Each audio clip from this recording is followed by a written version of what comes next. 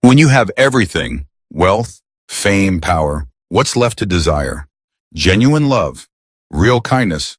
But what happens when the world only sees your money? This is the story of Tina, a billionaire who disguises as a homeless girl to test humanity. Will anyone help her or even love her without expecting anything in return? The answer will shock you. So sit back, relax, and grab your popcorn. This story will keep you watching till the very end. And if you're tuning in for the first time, don't forget to subscribe and hit the like button.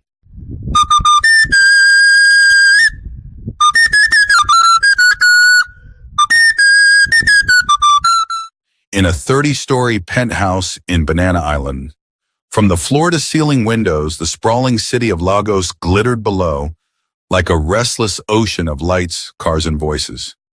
But Tina Okechukwu stood still, motionless, staring into the night like someone trapped in a golden cage. She was dressed in silk, the kind flown in from Italy. Her heels were hand-stitched from Spain. A Rolex shimmered on her wrist. Diamonds danced around her neck like stars. And yet her soul felt naked, alone, empty. Tina was only 27, but already her name was whispered with awe across the continent. She was the only child of Chief Emeka Okechukwu, a business mogul and oil tycoon with powerful political ties. Her father had given her everything: wealth, power, privilege. But Tina had never been the type to lean on a man's name. By the age of 22, she had made her own name. Tina was a self-made billionaire, one of the first Nigerians to invest in Bitcoin when it was just 50 cents per coin. She had purchased over 10,000 coins in university. Her father had laughed at the time, calling it digital nonsense, but now those coins were worth hundreds of millions of dollars. She became an icon. Her face adorned Forbes covers. Her name trended on social media. Her voice was invited to speak at summits across the world. When she posted a photo, it got over 2 million likes in an hour. When she walked into a room, people stood. And yet, in all the noise and worship, she felt unseen. They loved her money. They loved her power. But did anyone love her? The real her? That question haunted her like a shadow that never left, even in the light. She had dated senators, tech moguls, even a prince from Dubai. But every man eventually wanted something: control, exposure, a stake in her empire. Not one of them had ever asked, "Tina, how do you feel?" She stepped away from the glass and sat on the edge of her bed. Her heart ached.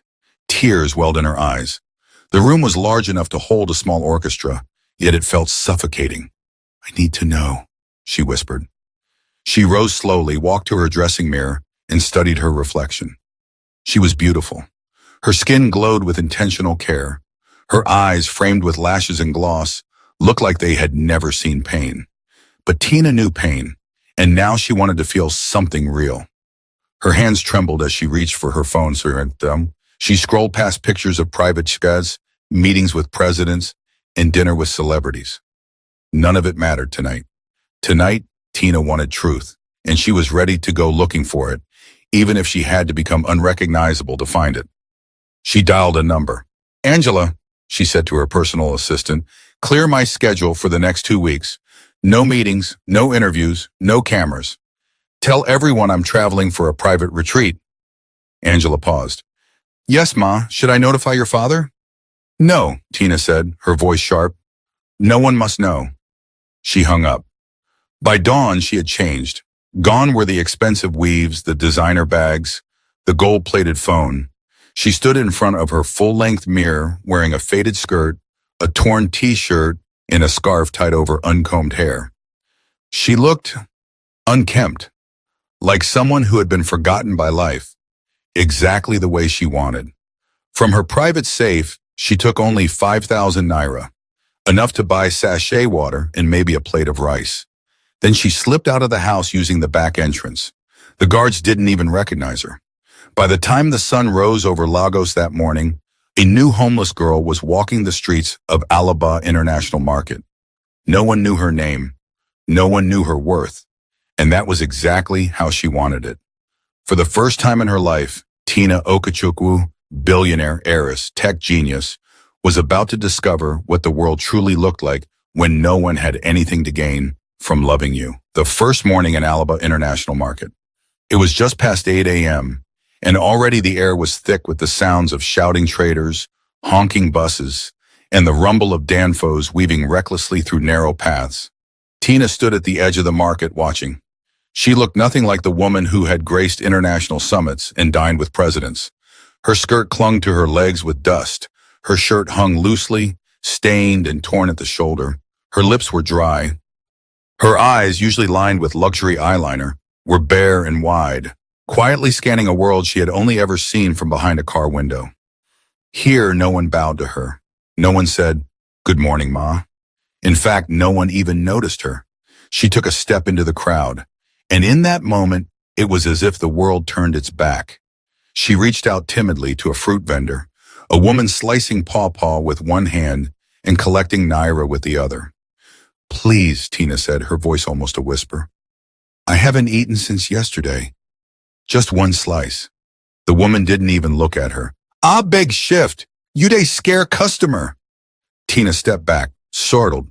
She moved toward a group of mechanics gathered by a makeshift shed, laughing over plates of amala. "Please, anything. I can clean, sweep." "Madam," one of them barked, "go carry your madness somewhere else." They laughed. They laughed. She turned and stumbled, away humiliated. Her heart beat rapidly, not from fear, but from pain. This was what it felt like to be seen as worthless. As she moved further into the market, the insults grew colder, crueler. A woman selling a kara near the roadside flared at her. "This one way de waka anyhow. Nah, shawo you be?" Tina flinched. Another man hissed, "You know fine Seth. At least fine girls they beg with respect." No one knew she had over $200 million in her crypto wallet. But that wasn't the point. This was her test, and the world was failing it miserably. Hours passed. Her stomach growled. Her legs ached. She had no phone, no backup, no help. She was truly alone. The only thing she had was a 500 naira note and a sachet of pure water clenched in her palm like it was life itself. By afternoon, the sun had turned cruel. Her scarf was soaked with sweat. Her slippers had worn thin from walking. She found a little shade near a kiosk and sat on the floor. Dust rose around her. A boy selling recharge cards stepped on her hand and didn't apologize. She was invisible. She wasn't sure how long she sat there before her eyes began to blur. Her vision dimmed from hunger and heat. Her body, once pampered with spa oils and exotic baths, was now trembling with exhaustion. Then it happened. A woman carrying a tray of rice passed by. The smell struck Tina like lightning, jolting, irresistible. She stood up and approached. "Auntie, please. I don't want much, just small rice. I'll wash plate. The woman turned. "You dey craze? Wet'n be this one. You want use pity chop my food? Get away." Before Tina could move, the woman shoved her. Tina stumbled backward, legs weak, heart racing, and fell, flat, on the dirt. Her head hit the edge of the pavement. Laughter erupted from nearby passersby. "She don't faint. Na drama she dey act." One man threw a coin at her head and laughed. Another mimicked her fall. But then, through the blur, through the heat, through the sea of mockery, a shadow moved closer. A soft voice cut through the noise. "Hey, are you okay?" Tina looked up. Through her watery eyes, she saw a young man wearing a faded blue t-shirt soaked with sweat. His skin was sun-darkened, his fingers rough from labor. Behind him, a wooden wheelbarrow leaned against a fence. He wasn't rich. He didn't smell like perfume, but his eyes were kind. And that was the first kindness Tina had received all day. She tried to speak, but couldn't. Her lips trembled. The man gently helped her up. "I saw how they pushed you, don't mind them. Lagos can be wicked." He dusted her off with his own shirt. "My name is Obi," he said. "You look like you haven't eaten in days." Tina barely managed a nod. Obi reached into his pocket and pulled out a crumpled 100 naira note. He looked at the plate of rice he had just bought for himself and hesitated. Then, without another word, he handed it to her. "Please eat," he said. "I'll be fine." Tina blinked. "Why?" she asked, her voice cracking. "Why are you helping me?" Obi gave a tired smile. "Because someone should, that's all." Tina looked at the plate. Her hands shook as she held it. She had been mocked, pushed, insulted. And now, for the first time in her life as a homeless girl, someone had shown her real, unfiltered kindness. Tears rolled down her cheek. She sat beside Obi and ate, not like a billionaire, but like a starving soul. And as the market noise faded in the background, she knew. This man might just be the answer to the question that brought her here. The afternoon heat was slowly dying, but Tina's heart had just begun to warm.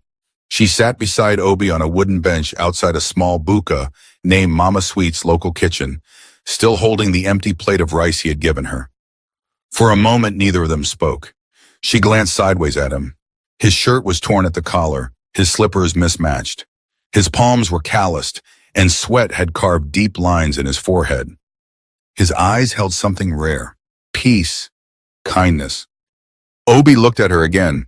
"I don't know what brought you here," he said softly, "but if you need food again tomorrow, I'll be here by 11. Tina's heart skipped. Nobody had ever cared enough to offer her something without asking for anything in return. She wasn't used to this, not without cameras, not without expectations, not without masks. She wanted to ask him why he cared, why he saw her, but the words got stuck in her throat. Instead, she simply nodded. "Thank you." That night, Tina didn't sleep on silk sheets or Egyptian cotton. She curled up behind a locked stall in a corner of Alaba Market, resting her head on her nylon bag and hugging her knees against the cold. The ground was hard. The noise was constant. Mosquitoes fed on her arms without mercy. And yet, her heart was full, because for the first time in a long time, she wasn't pretending. The next day, by 10:55 a.m., Tina was already sitting on the same wooden bench outside Mama Sweet's, nervously picking at her fingers. Her scarf was now dustier than before. Her feet were sore, but her eyes were alive with quiet hope. Then she saw him, Obi, walking through the market, pushing a rusty wheelbarrow that creaked with every movement. He had a small black nylon bag in one hand and a bottle of water in the other. When he saw her, he smiled. And for some reason, that smile felt more valuable than all the Rolexes and Range Rovers she had ever owned. "I bought beans and plantain today," Obi said as he sat. "Figured maybe you'd be tired of rice." Tina laughed. It was the first time in days. "I'm not picky," she replied. They shared the meal, half and half. Obi always gave her the bigger portion, claiming, "I have more flesh to burn."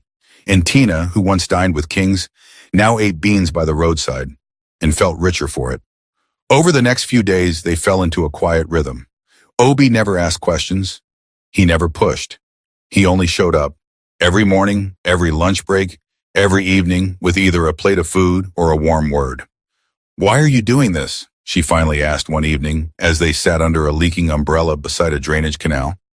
Obi leaned back. His face darkened slightly, but not with anger, more like old pain rising to the surface.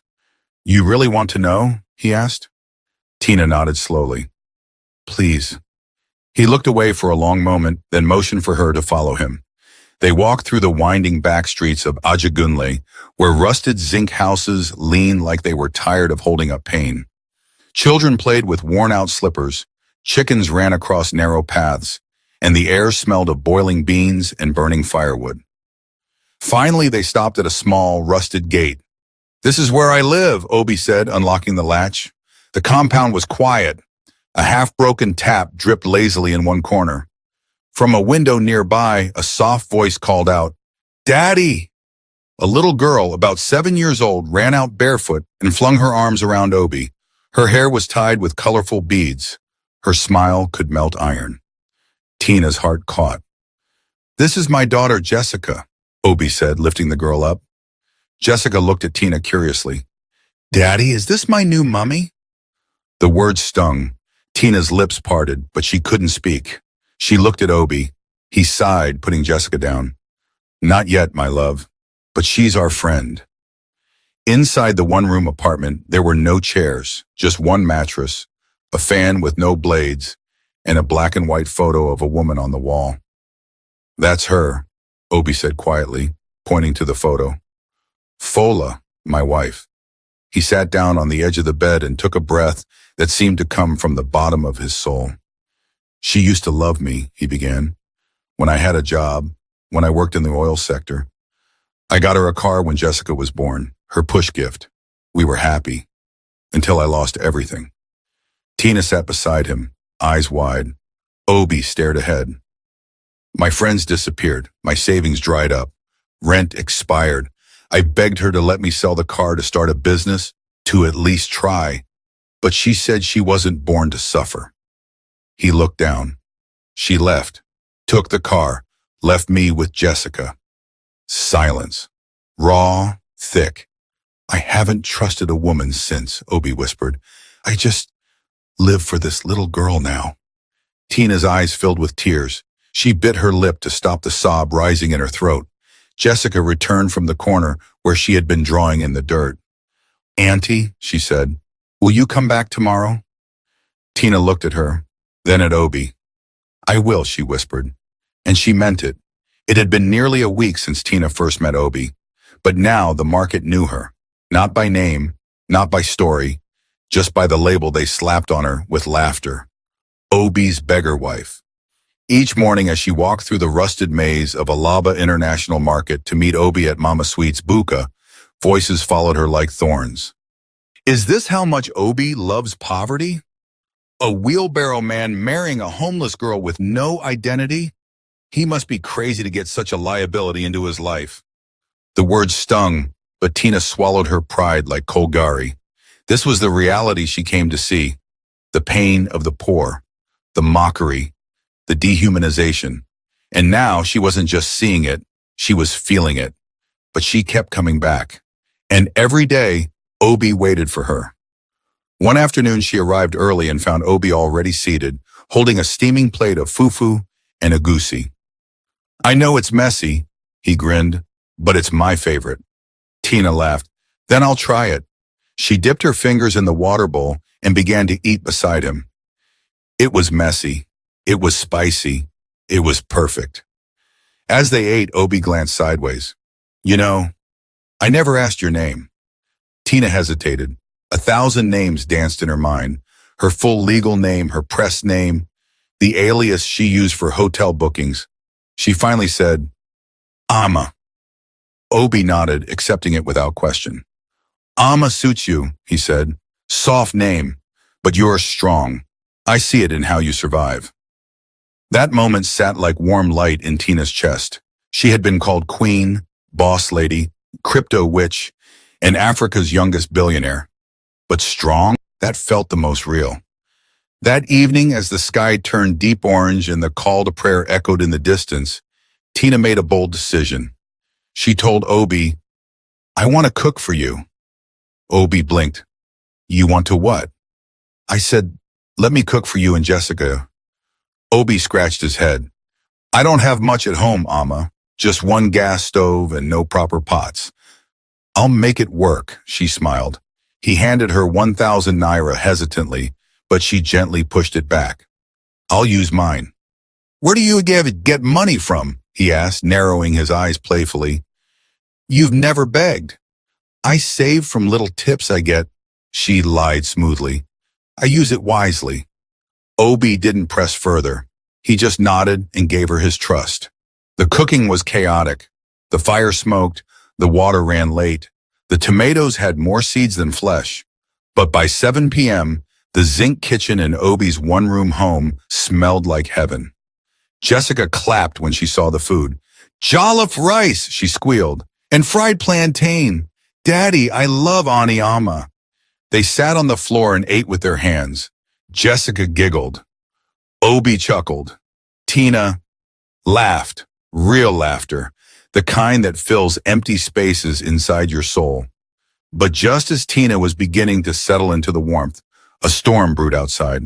That night, as she walked back to the spot where she usually slept behind a locked stall, 2 market women followed her at a distance. One of them, Mama Chinyere, was known for her sharp tongue and sharper eyes. I swear that girl no be normal poor person, she whispered. She too clean. I dey talk 'em since, the other added. Her English no be anyhow English. She dey behave like person we come from Aso Rock. They weren't the only ones watching. The buka owner, Mama Sweet, had started glancing at Tina with suspicion. She'd noticed how Tina never asked for food like the others, how she always looked, composed even in dirt. And now rumors were spreading. Maybe she be thief way run from police. Maybe na mad woman way regain small sense. Or na ritualist they use her monitor obi life. By morning it was no longer just whispers. One of the traders boldly called out, Obi, make sure say them no use you do spiritual experiment, oh. But Obi didn't respond. He kept his head high, wheeling his cart with quiet pride. And when he saw Tina at their usual spot, he smiled like nothing else mattered. Later that day, Tina walked with Obi to buy oranges from a roadside hawker. As they walked, Tina noticed something. A young boy tripped and spilled his tray of boiled eggs onto the ground. Traders laughed. No one helped. But Obi rushed over, helped him gather the eggs, and gave him 200 naira. Tina watched silently, her eyes stinging. You always help people, she said softly. Obi shrugged. It's just the right thing to do. She looked at him and said the words carefully, like laying a fragile truth on the table. You're the first person in my life who's been kind to me, without knowing what I have. Obi didn't say anything. He just looked at her, and in that look there was something electric, real, undeniable. But then Jessica ran up, shouting joyfully, Mummy Ama! Mummy Ama! Tina froze. Obi turned to his daughter. Don't call her that. She's not your mummy. Jessica frowned. But she loves me. She cooks. She tucks me in. Tina crouched and took Jessica's hands. I may not be your mummy, she whispered, voice trembling. But I promise you, you will never be hungry again. Obi watched them, his heart at war. Tina's presence was shaking the foundations of everything he had carefully walled off. And he didn't know whether to hold on tighter or run. The rain began without warning, thin at first, just a drizzle teasing the rusted rooftops of Ajagunle, but then it poured like the heavens had been holding back their own grief and could no longer bear it. Tina and Obi were inside the cramped room he called home. Jessica had already fallen asleep, curled up under a worn blanket on the mattress, her tiny arms wrapped around an old teddy bear with one eye missing. Obi stood by the window watching the rain. Tina sat on a wooden stool, her heart pounding. For days now, she had been trying to hold back something inside her, a storm of her own. She looked at Obi, so calm yet wounded, so quiet yet so full of pain, and she couldn't take it anymore. Obi, she began softly, please tell me everything. Tell me what happened with your wife. Obi didn't turn around. His hands were in his pockets, his shoulders stiff. For a long moment, all she could hear was the rain and the distant blare of a Danfo horn in the street. Then slowly, Obi turned to face her. His eyes looked tired, but there was no anger, only memories. I met Fola at university, he said, voice barely above a whisper. She was the most beautiful woman I had ever seen, confident, sharp, and she made me feel like I could conquer the world. Tina leaned forward, listening. We dated for 4 years. Got married a year after I got my job with the oil company. Life was good. I wasn't rich, but I was comfortable. I gave her everything she asked for. Bought her a car when Jessica was born. Took her to Dubai for our anniversary. I even started building a house for her family. He paused, swallowed. Then it all crashed. Tina's chest tightened. They laid off over 70 staff. My department was dissolved overnight. I came home with my letter and a smile, thinking she'd hold my hand and say, we'll survive this. But instead, she asked me what I did to deserve it. He sat down on the floor, back against the wall, eyes far away. I begged her. I told her I'd start a small business. I wanted to sell the car so we could pay rent and move into something modest. But she screamed at me, told me she didn't marry a failure, said she wasn't born to suffer. Tina blinked back tears. Obi's voice broke. She packed her bags, took the car, left Jessica, just like that. She blocked me, told her family I was abusive. They believed her. My friends disappeared too. Nobody wanted to associate with a broke man with a child. Silence. I slept in markets, on benches, carried loads just to feed my daughter. It's been 3 years now. No word from her. Jessica still thinks her mother will come back one day. Tina covered her mouth. A tear slipped down her cheek. Obi looked at her gently. So, now you understand why I help people. I know what it feels like to be invisible, to be judged. And I guess somehow, I saw that same pain in your eyes. Tina's lips parted, but words refused to come. She wanted to tell him everything, who she really was. That she'd owned more homes than she could count. That she had a driver who once flew her to a fashion show in Paris because she didn't want to sit in Lagos traffic. But how could she? Would he believe her? Would he forgive her? Would it ruin this fragile bond they had built? Tina looked down. Her voice came out like a whisper. Obi, do you ever feel like the world doesn't really know who you are? Like you're just playing a role every single day, and nobody sees the real you? Obi's eyes met hers. All the time, he said. Tina's chest trembled. Then maybe we're not so different, she whispered. The rain continued to fall into the night. As Tina prepared to leave, Jessica stirred. Mummy, Amma, she called out sleepily. Tina froze, her hand still on the doorknob. Yes, baby, she replied gently. Will you be here tomorrow morning? The girl asked, rubbing her eyes. Tina nodded. I promise. Obi walked her to the edge of the street. The puddles splashed beneath their feet. A generator hummed nearby.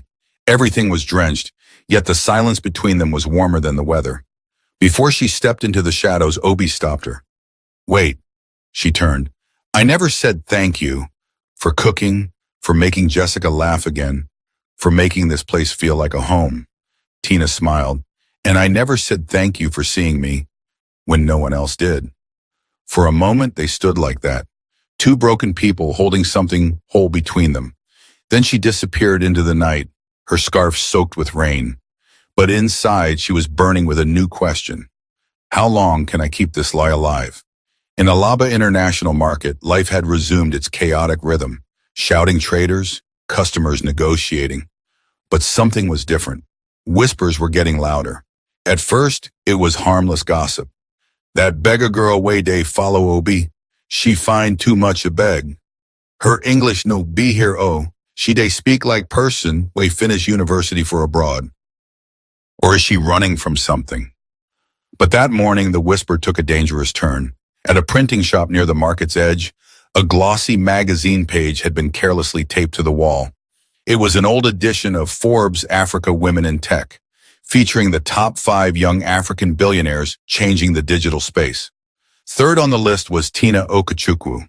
The photo showed her in a fitted white suit, sitting confidently on the edge of a desk, smiling with purpose.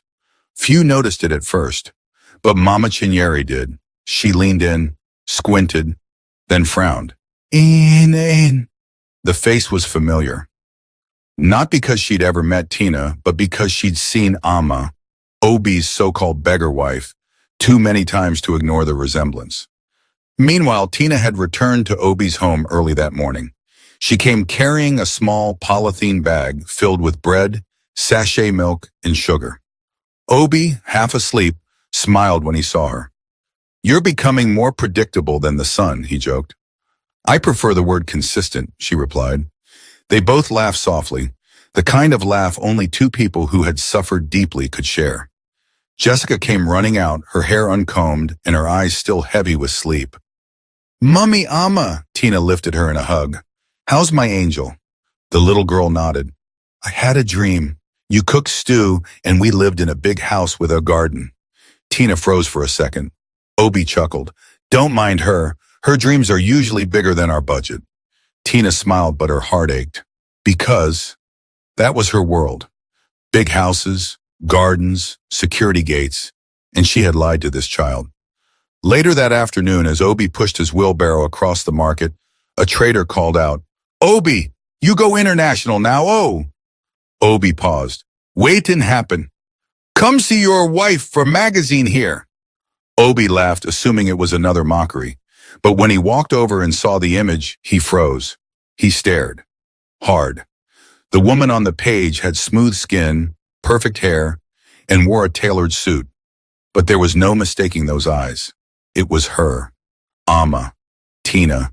The woman he had fed, sheltered, trusted. He didn't say a word. He just turned and walked home.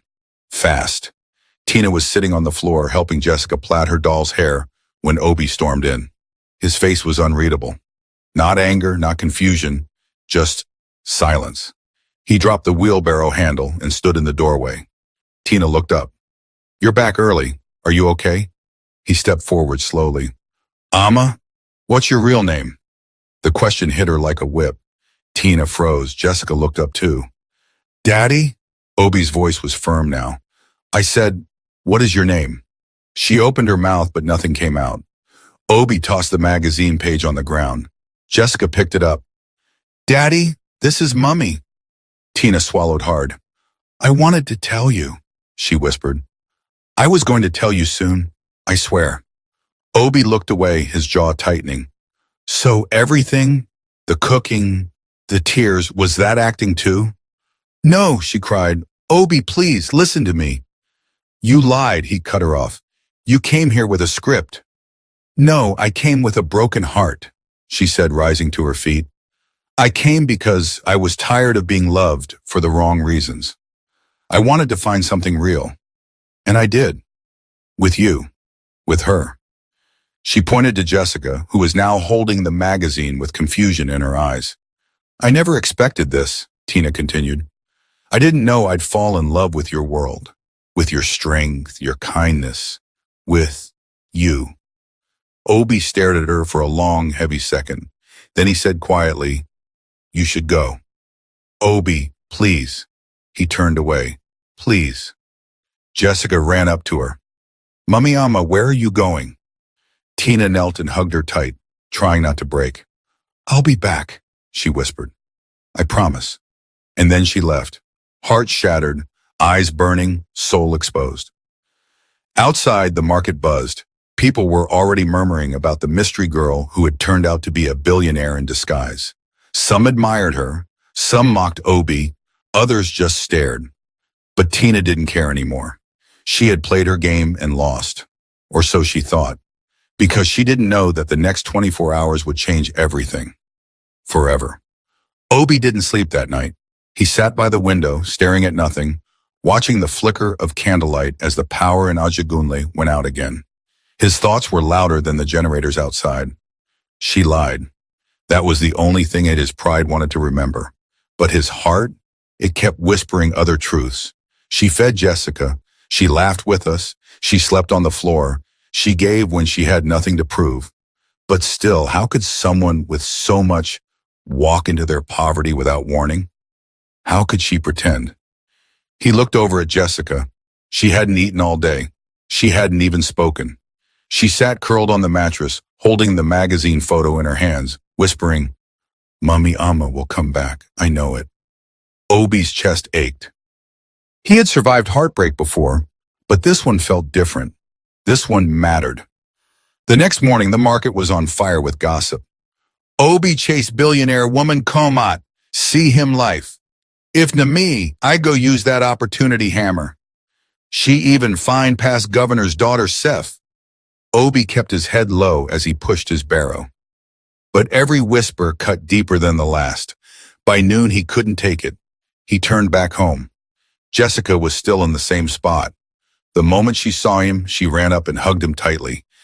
"Daddy, I'm hungry," she whispered. Obi hugged her back and buried his face into her neck. "I'm sorry, my angel." Meanwhile, Tina sat inside her pennant house, alone, dressed in a silk robe surrounded by gold chandeliers and polished marble floors. She had never felt poorer. Her phone buzzed, calls from CNN, Arise News, social media managers begging her to address the rumors. She turned everything off. She didn't care about her brand or trending hashtags. She cared about the man and the little girl who saw her before the world did. Then she looked up and smiled faintly. "I need to go back." At exactly 4 p.m., a small convoy of black SUVs pulled into the market. People rushed out, jaws dropping, some running to take photos. 2 tall security men opened the door of the lead car.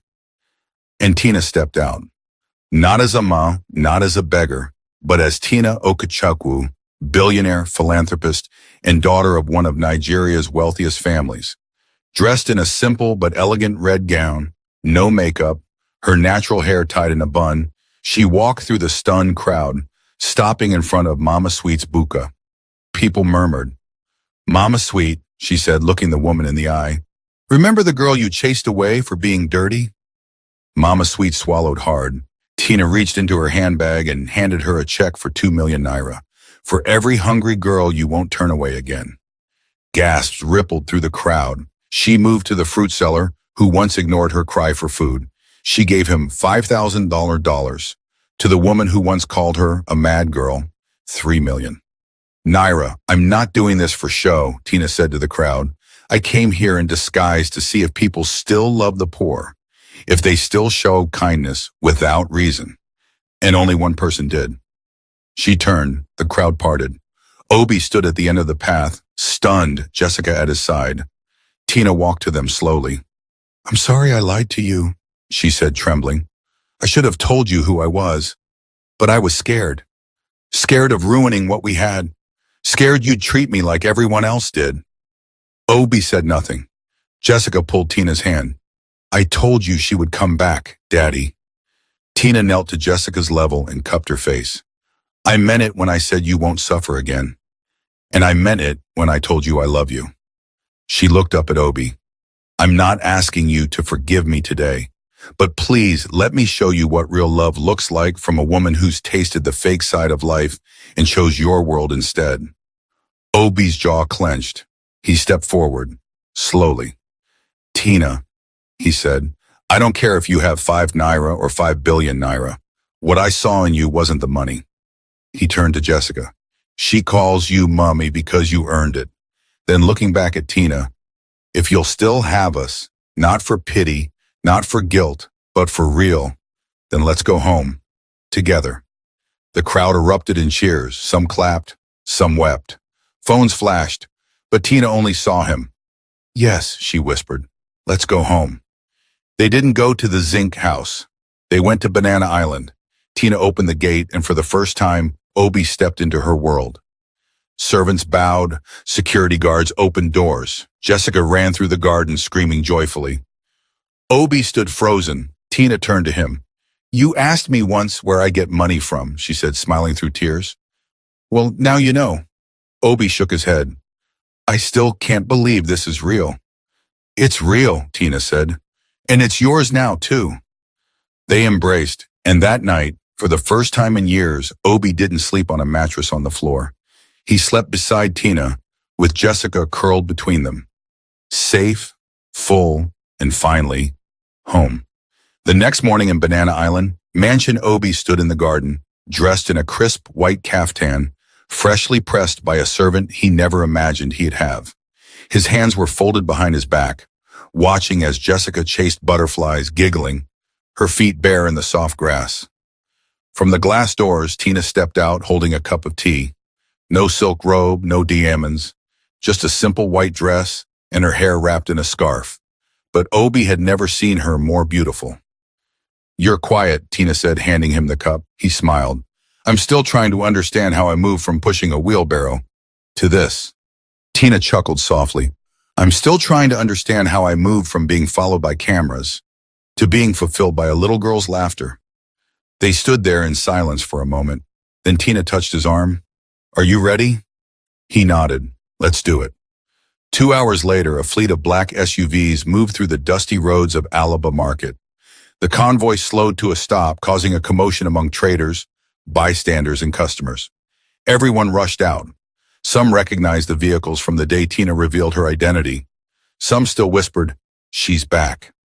This time, Tina wasn't alone.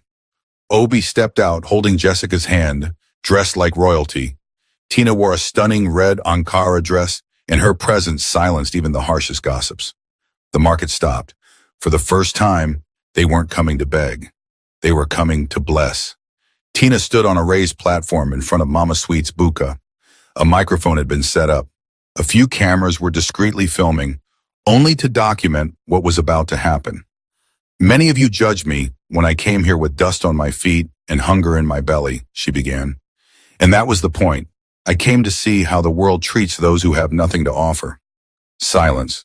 She turned, smiled, and reached into her purse. I want to reward the few who passed the test.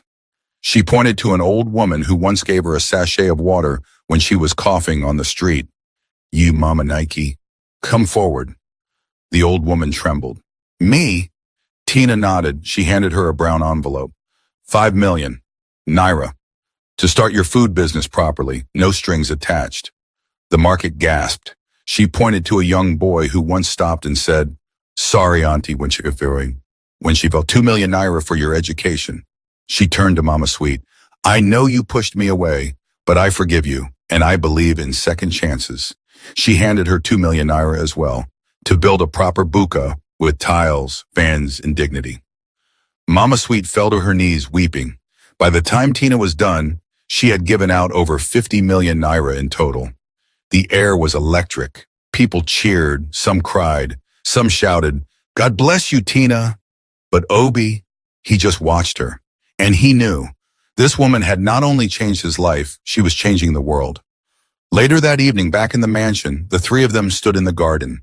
A servant handed Obi a small box. He looked at Tina, then he knelt. Tina, he said, his voice steady, you once said you wanted to see if anyone could love without knowing what you had. Well, I didn't just fall in love with what you had. I fell in love with what you lacked. Attention, peace, truth. Jessica held her breath. Tina's eyes filled. I may not have a palace, Obi continued, but I can promise you loyalty, peace, and love that doesn't depend on headlines. He opened the box. A simple silver ring. Will you marry me, Tina? Tina covered her mouth. Then she knelt beside him. Yes, 1,000 times yes, Jessica screamed. You're getting married. 1 week later, social media exploded with photos. Billionaire Tina weds wheelbarrow pusher. Obi the humble hero, from market dust to mansion love. Jessica's new mom is a billionaire. But Tina didn't care about trends. What mattered most was peace, truth, and love. 3 days after the wedding, a private jet took off from Murtala Mohammed Airport, Lagos. On board, Tina, Obi, and Jessica. Destination, Dubai. Jessica stared wide-eyed at the clouds. Mummy, are we in heaven? Tina smiled. No, my baby, but it feels close. As they landed, Obi held Tina's hand. You know, he whispered, I was mocked for loving a beggar. Tina laughed. And I was mocked for being too rich to find real love. They looked at Jessica, asleep with her teddy bear, then at each other. No words were needed. They had passed the test. They had found what money could never buy. Kindness, family, and a love deeper than disguise. Moral of the story, true kindness does not recognize status, and real love looks beyond appearances. In a world driven by wealth and image, it is the heart that gives freely, without expecting anything in return, that is most valuable. This story teaches us that humility, compassion, and sincerity will always be more powerful than riches or reputation, and those who love purely are the ones truly worthy of reward. We hope this story touched your heart. If it did, please let us know. What lesson did you learn? Drop your thoughts in the comment section. We truly love reading your reflections. And guess what? Another powerful, inspiring story is coming your way in just a few days. So make sure to subscribe and hit the notification bell so you don't miss it the moment it drops. If you enjoyed this video, don't forget to like it and share it with your family and friends. Thank you for being part of this beautiful journey with us. God bless you richly.